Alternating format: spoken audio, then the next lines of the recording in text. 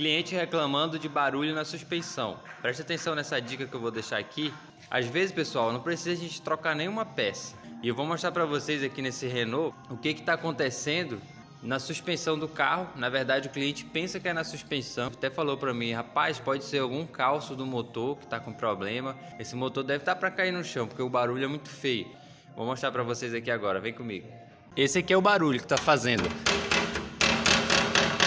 Quando passa em qualquer buraquinho, começa essa barulheira. Olha só, qual é que é o defeito do carro? Um parafuso que tá folgado aqui, ó. Do protetor de cárter. Vamos apertar esse parafuso, vai acabar o problema. Chavezinha 10. Vamos ver se parou o barulho? Resolvido o problema.